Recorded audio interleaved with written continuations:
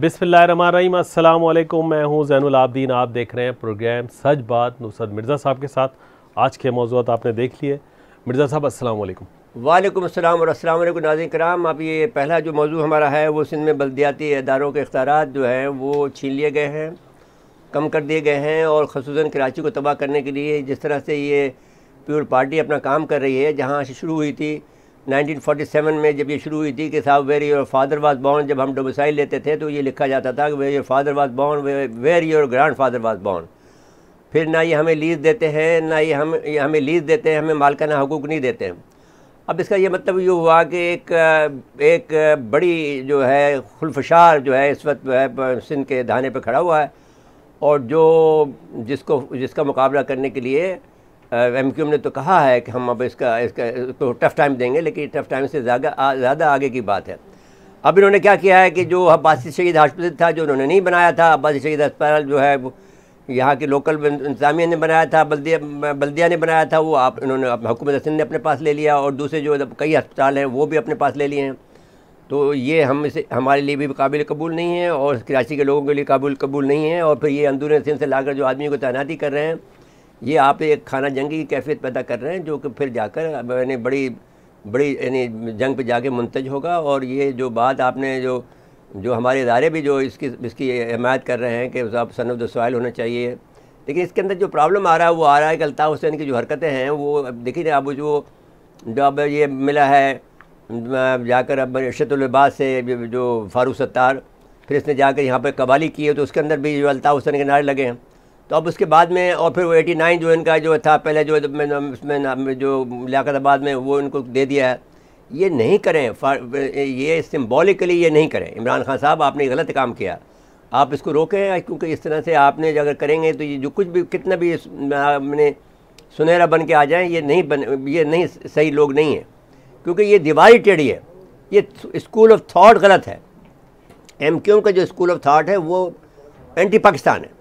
तो अब आप इसके बाद में वो उसकी वजह से ये फिर जो आपके अंदरूनी सिंध के लोग हैं, जो करप्ट लोग हैं, बहुत सारे ज़्यादातर जिसमें बहुत अच्छे लोग भी हैं, हम तो उसके मद्दा हैं, क्योंकि जब एक ज़माना था कि जब हमने मैट्रिक पास किया था, हम एक गाँव में गए जो कल्ली लेक के पास था, तो वहाँ जब गए तो शाह साहब थे। मैं चाहता हूँ कि मैं उनके ख़ानदान का जो कोई भी फ़र्द वहाँ मौजूद है, मैं उस गाँव में जाऊँ और जाकर उनके कदमों को हाथ लगाऊँ कि हम वहाँ पर भूखे, हम स्काउट थे, हम भूखे प्यासे वहाँ जा रहे थे। फिर उस गांव में पहुँचे, वो कच्चे घरों का घर, कोई 50 घर भी नहीं थे उस गांव के अंदर। फिर उन्होंने हमें पानी भी पिलाया, खाना भी खिलाया, और बहुत पढ़े लिखे आदमी थे। लाइब्रेरी थी, एक छोटा सा गांव था, और उस गांव के अंदर जो है वो एक छोटी सी लाइब्रेरी थी उनके पास अपने घर के अंदर। शाह साहब ने, हम तो वहाँ जाकर बिल्कुल बेसुध गिर गए। और फिर जहाँ जिनके पास हमें जाना था वो गाँव कोई 10 किलोमीटर आगे था, उनको जाकर पैगाम भिजवाया, वो आके हमें लेके गए। यानी आओ तो ये सिंध के बड़े अच्छे लोग हैं, शाह साहब हैं, साहबान जो अच्छे लोगों की कमी नहीं है, लेकिन ये जो लोग हैं वो ठीक नहीं है। जहाँ पर यहाँ पर चोरियाँ हो रही हैं, डाके मारे जा रहे हैं, यहाँ पर जो ज़मीनों पे कब्जे हो रहे हैं, जो उन्होंने अभी नेस्ले टावर का जो मसला है भाई साहब उस पर आएंगे, लेकिन पहले जरा ये बिल में जो कल असेंबली में हुआ है ना, अपोजिशन बिल्कुल बेदस्तूर बात थी। कराची दुश्मन है, सिंध दुश्मन है, मुल्क दुश्मन है, हम ये बात कहना चाहते हैं। इसके बाद में अब इसके बाद बाकी चीज़ कोई बाकी नहीं बची है। इसको गवर्नर सिंध रिवर्ट कर दे और इसके ऊपर बैठ जाए। अगर मैं गवर्नर होता तो मैं उसको पास ही नहीं होने देता, और किसी सूरत में भी। तो अभी ये है कि ये भाई अब मतलब ये है कि आपको ज़रूरत है इमरान खान साहब काबिल लोगों की। आपको ये जो आपके जो चंदा जमा करने वाले लोग थे, जो आपने सारी ज़िंदगी का महवर अपना एक अस्पताल को बना रखा है, जो कि आपने शौद खाना बना लिया है। ओ भाई 19 अदारे पाकिस्तान एटॉमिक एनर्जी कमीशन के काम कर रहे हैं, जो आपसे ज़्यादा अच्छे काम कर रहे हैं, गरीबों की ज़्यादा मदद कर रहे हैं। वो आखिरी स्टेज के भी आदमी को लेते हैं, फ्री में करते हैं काम, और तुम जो है पैसे भी लेते हो और फिर कुछ भी नहीं कर पाते हो, और सारी दुनिया के अंदर आपने शोर मचाया हुआ। और चंदा जमा करने वाले लोगों को आपने जो है किसी को गवर्नर बनाया हुआ है, किसी को जो है आपने वजीर बनाया हुआ है। इस तरह से थोड़ी चलता है। मेरे साहब इस पे आएंगे अभी जी। जब आप बहुत सारे मुश्किलात में शहबाज गिल जैसे को स्क्रीन पे देखें ना, तो वैसे ही लोगों का ब्लड प्रेशर गुस्सा आता है जी। लेकिन पहले मैंने जो कचरा का ढेर है तो ये लोग जो है जी। अच्छा खैर, हम कोशिश करते हैं कि अब्दुल कदीर राना साहब को ले लें, ताकि इस पे उनसे पूछें कि कल असेंबली में क्या कुछ हुआ। और अपोजिशन ने इतनी आवाज़ देखिए ना, अपोजिशन का किरदार जो है, बात यह है कि अपोजिशन जब तक के मौसर नहीं हो सकती है। मैं एक बात आपसे कहना चाहता हूँ, तमाम उर्दू स्पीकिंग से कहना चाहता हूँ, तमाम पंजाबी स्पीकिंग से कहना चाहता हूँ, तमाम पश्तून स्पीकिंग से कहना चाहता हूँ, तमाम गिलगितियों से कहना चाहता हूँ और तमाम सिंधियों से कहना चाहता हूँ, तमाम पंजाबियों से कहना चाहता हूँ कि ये देखो, ये जो MQM का जो फिनोमेना था ये अब ख़त्म हो गया है। अब आपको एक नया फिनोमेना की ज़रूरत है और उसके लिए वो फिनोमेना हम दे सकते हैं। ये जो MQM की जो थ्योरी थी, महाजिर की जो थ्योरी थी, वो भी हमने दी थी। हम इसके फ़िलासफ़र हैं। हम अब ये कोई आदमी कहेगा साहब हमने मियाँ मिट्टू बन रहे हैं, फ़िलासफ़र बन रहे हो आप, भाई हम हैं, इसमें क्या करें। हम मजबूरन जब कोई नहीं मानता तो हमें कहना पड़ता है कि भाई हम हैं। हमने ये थ्योरी दी थी, हमने इसको महाजिर पंजाबी पठान महाज बनाया था हैदराबाद में, जो कि GS सिंह का जिसने मुकाबला किया, क्योंकि आपने उस वक्त जो है 1966 में सन में जो कॉन्फ्रेंस की थी, उसमें ये फैसला किया था कि सिंधी, पंजाबी और पठान तीनों के तीनों हमारे दुश्मन हैं। उसकी वजूहत बयान की थी, जो हमने अपनी किताब में लिख दिया। अब हम ये कहना चाहते हैं कि आपसे कि ये अब उसके बाद भी आप अभी तक उसी शक्ल में चल रहे हैं। अच्छा, अब उसमें मसला ये है कि आपने जो सिंध का जो आम है, मिसाल के तौर पर ये जोखियो जो मारा गया, नाजिम जोखियो जो मारा गया है, जो तुम्हारा वडेर शाह निज़ाम है, जो सदारी निज़ाम है, हम इसको तोड़ना चाहते हैं। अब हम इसको बर्दाश्त नहीं कर सकते हैं। हम इन गरीबों की मदद करना चाहते हैं, जो सिंधी भाई हमारे हैं, हम इसे दिल से लगाना चाहते हैं हम। और वैसे भी ये जो मेमन गोड का इलाका है, ये हमारा इलाका है, कराची का इलाका है। तो हम इसको जो है, हमने सब लोगों से ये कहा है कि आपको एक नया फिनोमेना हम बनाएंगे, बशर्तिया के ये जो PSP है, जो MQM है, MQM हकीकी है, ये सब एक तरह से जमा हो और उसका एक हमारे पास एक तरीक़ाकार है। वो तरीक़ाकार हम वज़ा कर देंगे और उस तरीक़ाकार के अंदर हर एक को हिस्सा बक़दर जुस्सा मिल जाएगा और उसके बाद में हम तहरीक शुरू करेंगे। तो वो बग़ैर आपको एक देखिए, बुनियादी तौर पर एक बात और भी समझाना चाहते हैं। जो लोग भी, ये मौलाना मौदूदी का फ़लसफ़ा है और बड़े बड़े फ़िलासफ़रों का फ़लसफ़ा है कि जो खारजी लोग होते हैं, किसी पार्टी से निकल के आते हैं, मिसाल के तौर पर जो MQM से निकल के आए हैं या MQM के पार्ट बने हुए हैं, MQM हकीकी है, PSP है, ये कभी लीडर नहीं बन सकते। ये एक रूल है दुनिया का, आपको ये समझना चाहिए। देखो क्यों लीग अभी तक बनी है, नहीं बन सकी अभी तक, बड़ी बड़ी पार्टी नहीं बन सकी। नहीं बनी ना, तो दो भाइयों की है बस। नहीं भाई देखिए ना, वो एक दो भाइयों की तो है ना, तो फिर उसी हद तक रहेगी बस। जी जी। तो आपको अगर एक पार्टी बनानी है तो फिर मैं नुसरत मिर्ज़ा हाजिर है, वो आपको एक फ़लसफ़ा देगा, एक थ्योरी देगा और आपको उसकी तो उम्र तो इतनी ज़्यादा है, उसको तो ज़रूरत नहीं है, किसी ओहदे की ज़रूरत नहीं है। वो आपको एक सबका एक अपना एक मुकाम, उसके जो मुकाम है वो दे देगा और आपको एक नया निज़ाम देगा जिसके तहत आप इनको बैक वक्त जो है वो हर आपका जो आपके पास ख़तरात हैं, हर जो आपके मुश्किलात हैं, हर आपके जो भी प्रॉब्लम्स हैं, उनका वो हल दे देगा और उसके ज़रिए से हल हो जाएगा। मिनटों का काम है, कुछ ज़्यादा बड़ा काम नहीं। ज़रदारी हमसे बड़ा आदमी नहीं है। जो आदमी ये कहता हो कि जिसने भुट्टो साहब का साथ दिया हो, जिसने भुट्टो साहब को ला के, जब भुट्टो साहब जब चूहे की तरह बैठा हुआ था बुलान मेल के अंदर कोठी रेलवे स्टेशन पे, तो हाथ पकड़ के मैं लेके आया था ना जी। बहादुर कौन हुआ? मैं हुआ, ये भुट्टो साहब हुआ, जो आपके जो सबसे बड़े भुट्टो साहब हैं। मैंने आगे खड़ा किया उसको वहाँ पर और तकरीर करवाई उससे। अब इसके बाद में क्या, फिर बेनज़ीर साहबा को, आपकी जो मोहतरमा बेनज़ीर भुट्टो साहब है, उन्होंने दरख्वास्त गुजार हुई बाकायदा, अगर कोई है किसी में जरूरत तो ये मना कर दे, नाहिद मना कर दे, नाहिद खां कि बेनज़ीर साहब दरख्वास्त गुजार हुई मुझसे कि मेरी मदद करें। आप मुझे बातें कैसे तरदीद करेंगे? नहीं तो अब उसकी हमने हुकूमत दिलवाई तुम्हें, और उसके तो अब ये उर्दू स्पीकिंग को हम हुकूमत क्यों नहीं दिलवा सकते हैं? तो आप अगर ये लोग सब लोग अगर हो जाएं, देखिए ना, कोई भी तुम अकेले सबको तुमको तोड़ा हुआ है उन्होंने, ये सब इदारे कर रहे हैं, हम जानते हैं, वो इदारे भी हमारे हैं, लेकिन ये क्या वो क्या करें जब तुम लोग अपने रविश से, तुम भत्ताखोरी से बात नहीं आते, तुम डाके जनी से बात नहीं आते, तुम मारने से बात नहीं आते, तुम रिश्वतखोरी से बात नहीं आते, तो वो क्या करें? अदारे तुम्हारा साथ दें इस काम के अंदर, तो फिर वो अच्छे हैं, जो जो जो जो ज़द्दारी वो बदनाम हो रहा होने दें। तो इस लिहाज से जब तक तुम एक नया फ़लसफ़ा लेके नहीं आओगे और नए एक बैनर के तहत जमा नहीं होगे, अल्ताफ़ हुसैन का बैनर नहीं चलेगा भाई। और जब भी कभी कोई होता है तो आपने वहाँ पर भी देखिए, आप जब कवाली का काम किया वहाँ भी हमने जी अल्ताफ़ के नारे लगवा दिए। कवाली में अब आप देखिए, आपने फिर लगता है फिर उसमें फिर ये ज़रूर हुआ कि MQM बहादुराबाद ने ये किया कि उनको कान पकड़वाया, ये कुछ हुआ, सब कुछ हुआ, लेकिन मैं ये कहता हूँ ये फ़लसफ़ा गलत है। ये तमाम ये जो अल्ताफ़ हुसैन का फ़लसफ़ा इतना बदनाम हो गया, वो एक्सेप्टेबल नहीं है किसी के लिए। जी जी। अब्दुल कदीर राना साहब टेलीफोन लाइन पर मौजूद हैं। अब्दुल कदीर राना साहब, अस्सलाम वालेकुम। वालेकुम अस्सलाम। भाई, ये जो बल्दियाती इदारों का जो इख्तियारात में कमी की गई है, जो हमारे अस्पताल, अब्बासी अस्पताल से लेकर जो बड़े बड़े इदारे ले लिए हैं, इन पर क्या आप कल हुआ है बल्दिया उसमें असेंबली में उसका कुछ तफसील बयान करने पसंद फरमाएंगे आप? हाँ जी बिल्कुल। कल जो है सिंध असेंबली के अंदर जब ये बिल पेश किया गया, पहले से ही पता था कि ये बिल जो है पेश करेंगे और इसे पास करवा लिया जाएगा, और ऐसा ही हुआ।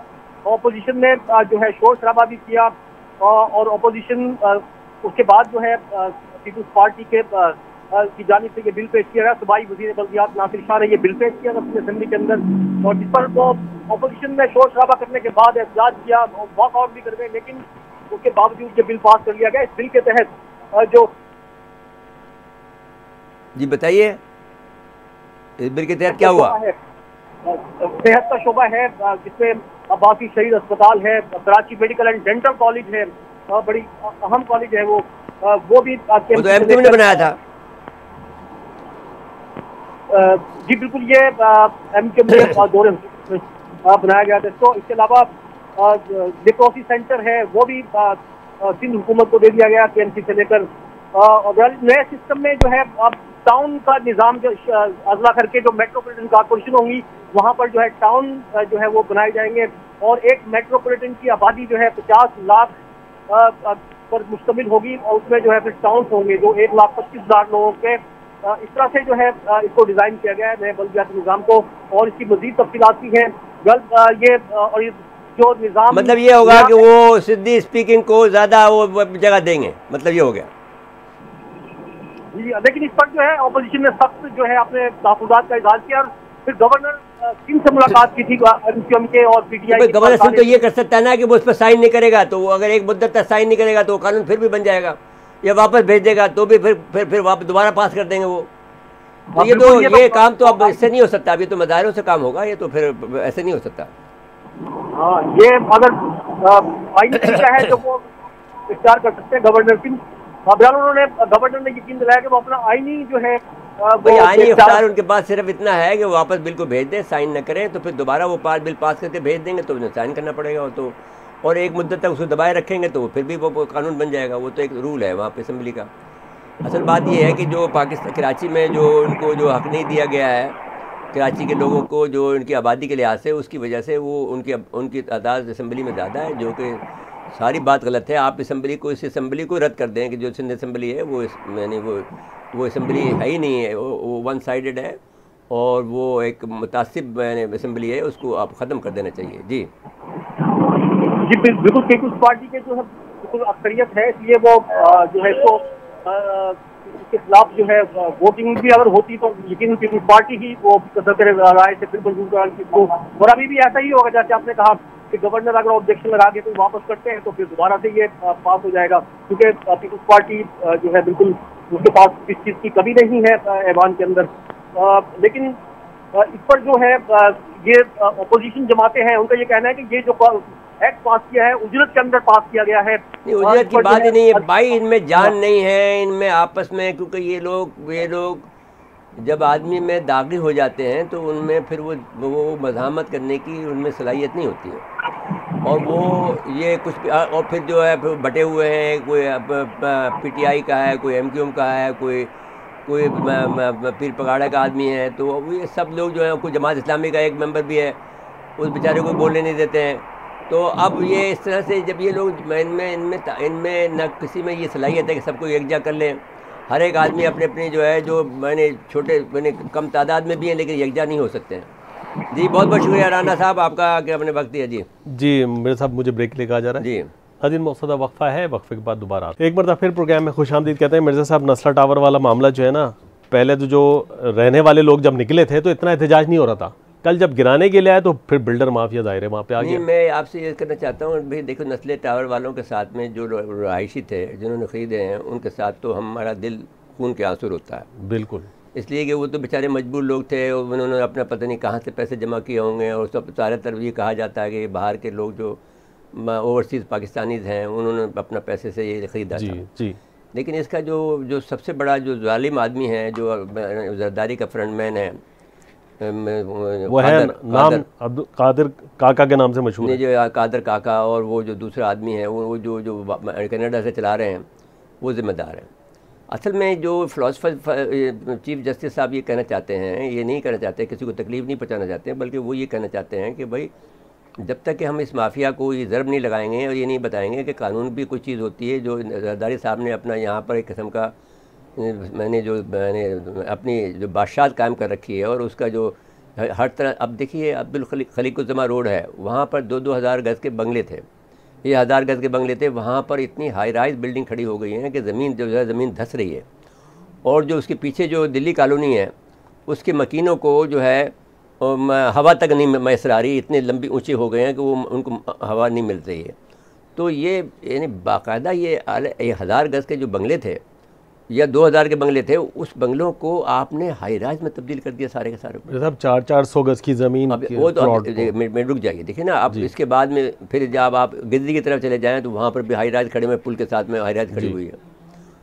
तो ये ऐसा नहीं होता है। आपने जो इसको जंगल बना दिया है, एक तो ये है कि आप जो है ज़लज़ले की फाल्ट लाइन पर है कराची जो है, आपको ये चाहिए था कि जिस तरह पानी है, पानी ठट्टे की तरफ है, आप सजावल जाओ वहाँ बहुत जगह है, आप जाती जाओ वहाँ जगह है, आप ठट्टा की तरफ जाओ वो जगह है, वो पानी तो वहाँ मिलेगा ना जी। आप पानी को आप घेर के ला रहे हैं सुपर हाईवे पर, तो ये तरीका ठीक नहीं है और उससे आपको नुकसान हो रहा है।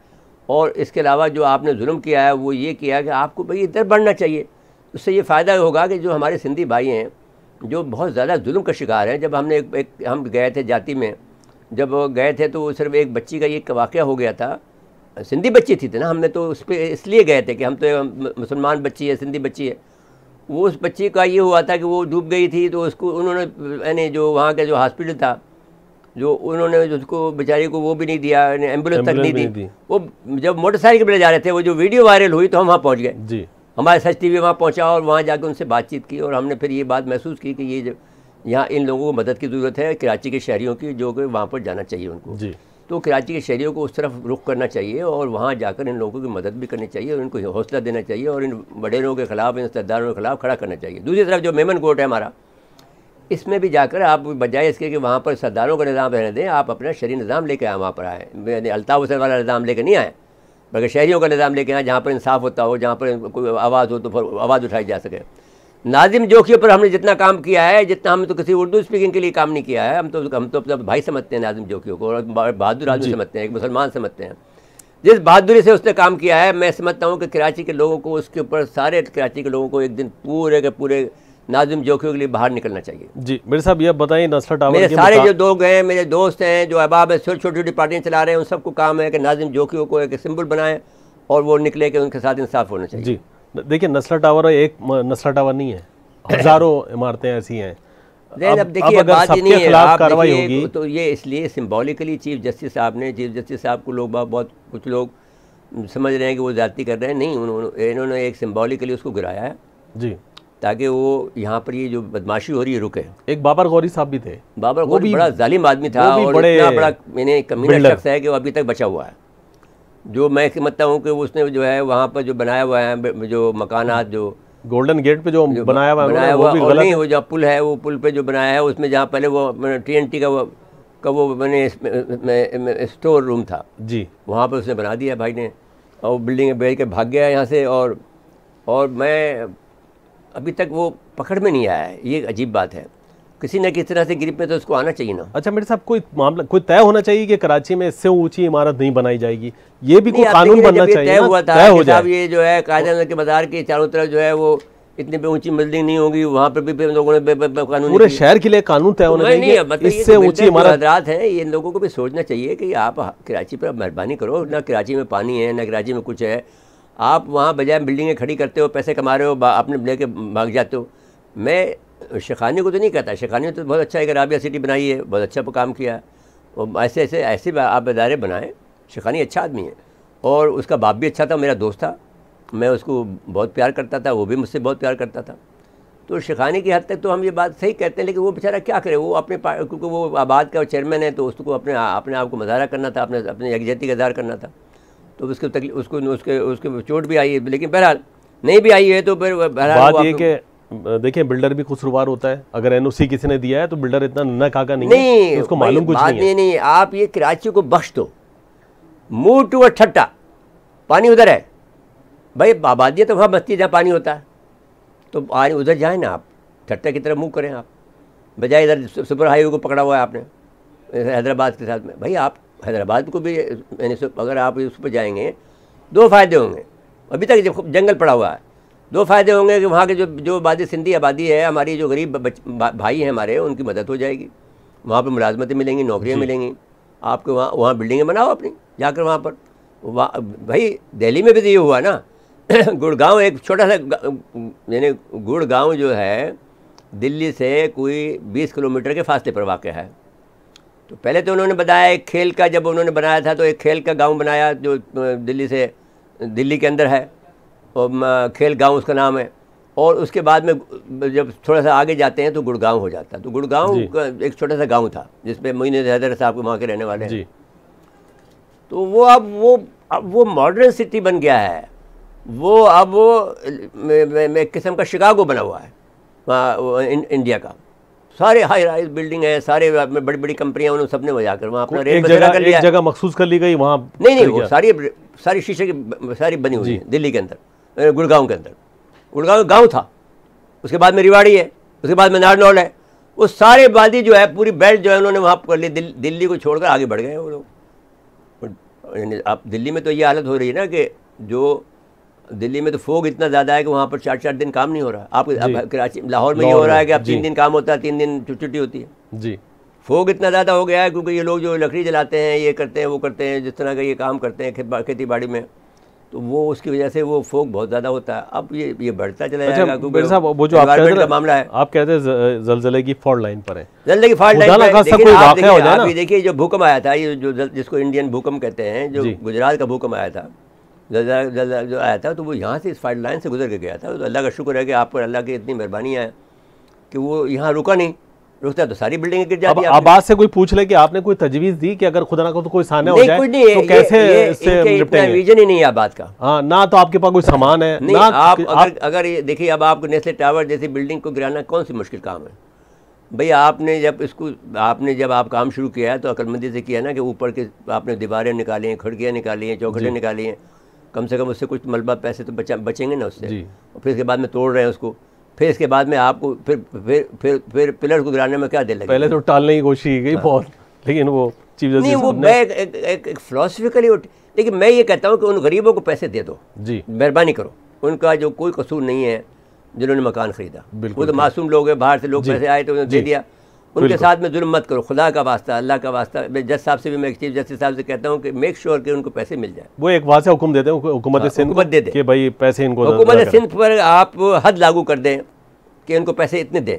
मैं आपसे फिर भी कह रहा हूँ कि मैं ये नहीं कहता हूँ कि वो उतने ही पैसे दे जितने पैसे में खरीदा था, नहीं, उससे कम से कम आप 25% ऊपर दें। जितनी महंगाई हो गई है, इन्फ्लेशन जितना हो गया उतना दे, चाहे 50% हो या 100%। चीफ जस्टिस साहब बहुत अच्छा फैसला कर सकते हैं जी। और उन्होंने बेहतरीन मौका है कि सिंध हुकूमत को दबाने का, कि ये बेहतरीन काम है। ये नहीं कि उन्होंने देखिए आप हर वक्त जो चला जाता है ये आदमी, जो फरियाद तालपुर साहब हमारी बहन जा रही हैं जी जी, जो आप याद है कि 2013 में जब इंटरव्यू करने गए थे तो उसने भाई बनाया था ना हमें जी जी। नहीं, हम तो कभी मुड़ के उसके पास गए नहीं। हमें मालूम था कि वो जाती हैं तो वो करीब से गुजर जाती है तो पैसे मांग लेती हैं लोगों से, लोगों को घर मांग लेती हैं। बेचारा वो एक वकील था, वो वज़ीर कानून बनाया था, उसको घर मांग लिया वहाँ पर। तो हमने तो खैर कभी मिले नहीं। हम तो देने वाले लोग हैं, हम लेने वाले लोग नहीं हैं। बिल्कुल ठीक है। अब मुझे ब्रेक के लिए कहा जा रहा है। अभी उन पर पाबंदी थी ना, उनको भी इजाज़त दे दी, एनओसी दे दी है। वो चला गया, वो मेहमान चला गया, जो मेमन जो है तुम्हारा है वो चला जाता है, शर्जील मेमन जब चाहता चला जाता है जी। तो बहरहाल ये भाई कोई तो कानून होना चाहिए यार, खुदा को मानो ना। कानून है ना, अभी है कानून है, आपको भी मालूम है किस तरह का है। हाँ नहीं, वो कैसे तब्दील हो जाता है। एक तो अच्छा हुआ है वाकया जो हम बयान करेंगे बाद में। जी, अभी ब्रेक के बाद आएंगे तो इस पर बात करेंगे। नाज़रीन, मुख्तसर वक्फा है, वक्फे के बाद दोबारा एक बार फिर प्रोग्राम में खुशामदीद कहते हैं। अभी जो आप कानून की बात कर रहे थे, लोअर डील का वाक़या है। दुनिया में ओहायो में एक औरत ने, एक जज ने जी वहाँ पर करप्शन किया, अपने भाई को वहाँ पर उससे फ़ायदा पहुँचाया अपने गलत फैसलों की वजह से। उसके बाद में उसको गिरफ्तार हुआ और उसको घसीटते हुए उस औरत को और जज को लेके चले गए। और किसी जज ने उस पर ये नहीं कहा कि हमारा जज ब्रदर है, उसको आपने क्यों गिरफ्तार किया। ऐसा ही वाक़या एक पहले वीडियो दिखा दें, एक क्लिप दिखाते हैं। नाज़रीन, 2014 का साल था जब अमरीकी रियासत ओहायो की अदालत में एक खातून जज ट्रेसी हंटर को घसीटकर हथकड़ियां लगाकर लाया जाता है और सख्त कैद बामुशक्कत सजा दी जाती है। इस जज पर इल्जाम था कि उसके भाई के पास आमदन से ज्यादा असासे थे और उन असासों को बनाने में उस जज की गैर कानूनी फैसलों का अमल दखल था। नाजरीन, जब इस जज को अदालत से घसीट कर ले जाया जा रहा था, तब अमेरिका के किसी जज ने ये नहीं बोला कि ये अमेरिका के निजाम इंसाफ पर हमला है। तब ये जज ट्रेसी हंटर भी चाहती तो शायद अपने साथ 10-12 जज मिलाती और ऐसे कानून बना लेती कि इसके बाद अगर अमेरिका में कोई जज या उसकी फैमिली कोई करप्शन करती तो उसको पकड़ा नहीं जा सकेगा। मगर खैर छोड़ें। Number 1, you pay the cost of these proceedings. Number 2, you are to not violate any laws. Number 3, you are to do 6 months in the Hamilton County Justice Center. Credit 1 day. Mr. or Ms. Deputy can take her away. जी मिर्ज़ा साहब। तो अब ऐसा ही वाक़या अल्लाह का शुक्र है कि हम दिखाने के लिए हमारे पास एक मौजूद है कि लोअर दीर के अंदर एक खातून से ज़्यादती पर हुई है और सेशन जज को उस पर गिरफ़्तार कर लिया गया है। अल्लाह का शुक्र है कि यहाँ पर कानून के हुक्मरानी हो रही है और सेशन जज को गिरफ़्तार कर लिया और गिरफ़्तार करके उसको सज़ा भी मिलेगी। इसके अलावा कोई और भी एक्शन हुए हैं कि वो एक असिस्टेंट कमिश्नर पे भी हुआ है, कहीं और किसी कमिश्नर और असिस्टेंट कमिश्नर उन पर भी हुआ है। तो अब ये जब तक इन पर नहीं करेंगे उस वक्त तक कानून की हुक्मरानी कायम लागू नहीं हो सकती। सेशन जज को गिरफ़्तार करना लोअर दीर में उसका भी बड़ा काम है। उस औरत को भी हम सलाम पेश करते हैं जिसने इतनी हिम्मत की कि अपने आप को, यानी अमूमी तौर पर लोग बाग वहाँ तो कहते हैं कत्ल करते हैं, जज को मार देते हैं, वो भी उसी इलाके का रहने वाला है। जी, उन्होंने भारत कानूनी रास्ता इख्तियार किया और मैं हम उसके घर वालों को, लोअर दी के घर वालों को और उस खातून को ख़ुसूसन जो कि जिसकी तौहीन की गई है उनको सलाम पेश करते हैं कि कुछ नहीं हुआ। अल्लाह रब्बुल इज़्ज़त के सामने आप बेगुनाह हैं, आपके साथ में आपके साथ जुल्म हुआ है और जालिम को सज़ा मिलेगी और जालिम की सज़ा मौत ही है। जो इस वक्त इस केस के अंदर मौत होनी चाहिए।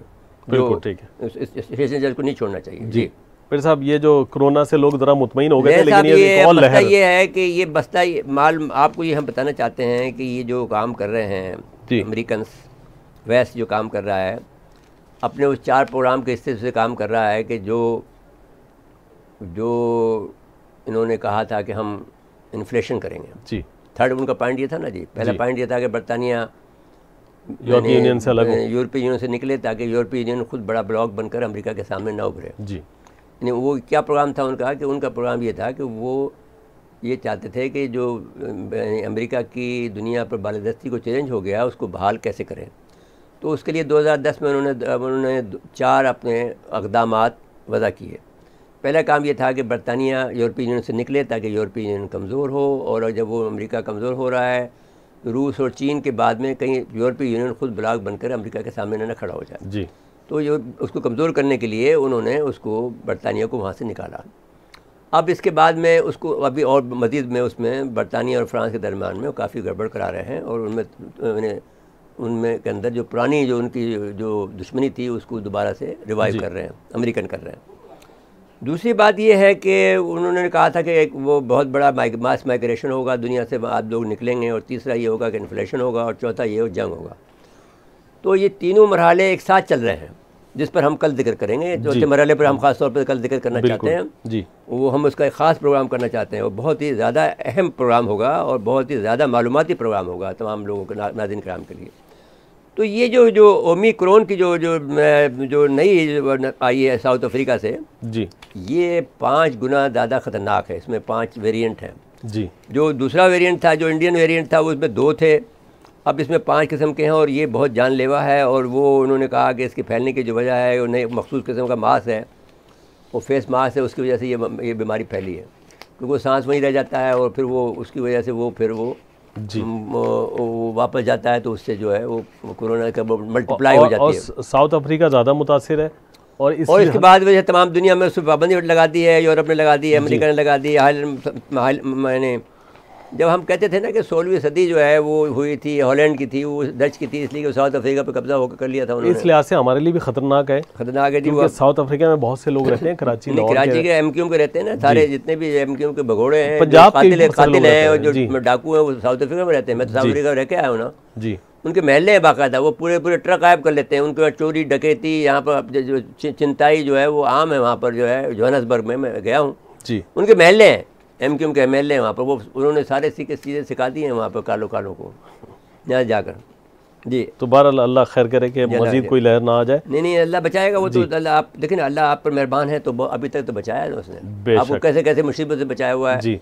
अभी जो ख़तरनाक जो खेल हो रहा है दुनिया आलमी जो खेल खेला जा रहा है, जिस पर हम ग्रेट गेम जो खेला जा रहा है, जिस पर हम कल गुफ्तगू करेंगे जी, वो हम बहुत अहम गुफ्तगू है नाज़रीन कराम, उसको देखना आप न भूलिएगा जी। तो अब ये है कि साहब तेल की कीमतें बहरहाल इस वजह से कम भी होना शुरू हुई हैं क्योंकि फिर से एक लहर आ रही है, तो माशी नहीं, अब माशी सरगर्मियां मुतासिर होंगी। नहीं, तेल की कीमतें तो कम हो गई हैं जी, दुनिया में तो कम हो गई, लेकिन हमारे यहाँ कम नहीं हो रही है। इसलिए नहीं हो रही है कि हमारे यहाँ IMF का कब्जा है। नहीं, नया सौदा होगा ना तो फिर अब बात नहीं है। IMF को आपको एक स्टेज पर नो कहना पड़ेगा, चाहे आप कह दें कि आप बैंकरप्ट हो गए, हम मान लो हो गए, पाबंदी लगाओ, हम पे लगाओ, हम अपने पे खुद से कर लेंगे, क्योंकि फिर हम संभलेंगे। उन्होंने ये किया नहीं भाई, देखिए उन्होंने हम पर ये जुल्म किया है कि सारा भाई पैसे जो जितने भी लुटेरे हैं, नवाज शरीफ है, वो आपने तो अपने घर में रखा हुआ है, हम पर पाबंदी लगाते हो।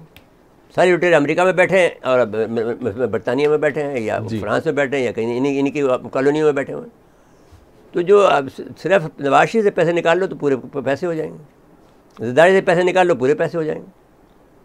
ये जितने अकड़ दिखाता है ज़रदारी, इसमें से इतनी सा नहीं है। इसमें असल मसला देखें ये है कि यहाँ पे बात ये कि कोई मर्द नहीं है ना उनको मुकाबला करने के लिए। अब यहाँ पे जब आप शहबाज गिल को सामने देखेंगे ना, फवाद चौधरी को देखेंगे, मैं उस पे तो आप कैसे, मैं आपसे एक बात कहना चाहता हूँ, देखो बहुत ख़तरनाक बात कर रहा हूँ आपसे, लेकिन मैं ये कहता हूँ कि भाई